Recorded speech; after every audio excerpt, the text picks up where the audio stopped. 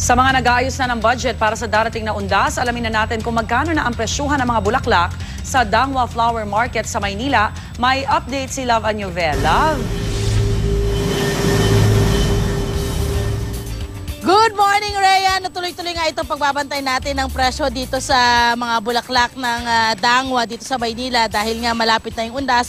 So yung ating presyo pwedeng magbago. Pero ayon sa ating mga tinderang nakausap dito, hindi pa naman malaki yung itinataas ng mga presyo. Nung Lunes nandito tayo, hindi pa rin po nagbabago ang kanilang presyo. No? Ngunit yung ibang tindera dito sa lugar, ang sabi nila sapat naman yung mga bulaklak na, ang supply ng bulaklak dito, lalo na sa October 28 kung saan yung mga bulaklak na darating ay para nga sa undas. Ayan. At syempre, inaasahan din po talaga na mga nagkakaroon ng pagtaas ng presyo ng mga bulaklak habang paparating na po yung okasyon ng undas. 24 hours pong bukas ang tindahan sa Dangwa or mga tindahan dito sa Dangwa. At ang pinakamagandang oras daw, Rhea, na pagbili ng mga bulaklak ay mula 1:00 hanggang 3:00 ng madaling araw. No? Dahil yan po yung bagsakan ng mga bulaklak dito mismo sa Dangwa. Ang mga bulaklak po ay nanggagaling ng Baguio, Tagaytay, Bukidnon, Davao, Cotabato, at mga galing din po sa ibang bansa mula sa China at Holland. Yan.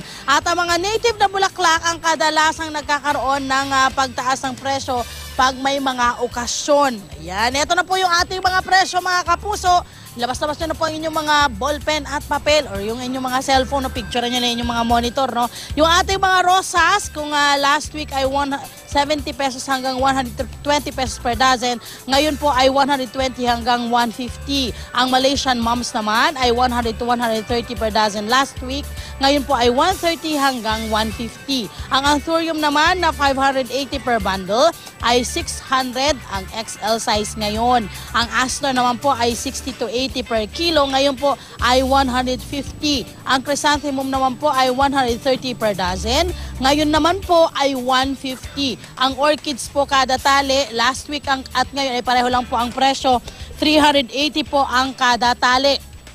Sa carnation naman, 180 per bundle at ang ating gerbera ay 180 per bundle.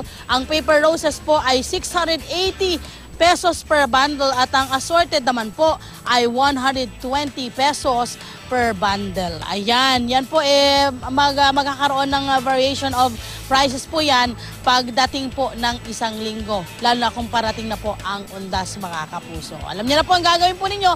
Budgetin niyo na po ang inyong mga pera para po alam niyo na kung ano yung mga bibilhin ninyo. Yan muna ang update tayo mula dito, Rhea. Balik sa'yo dyan.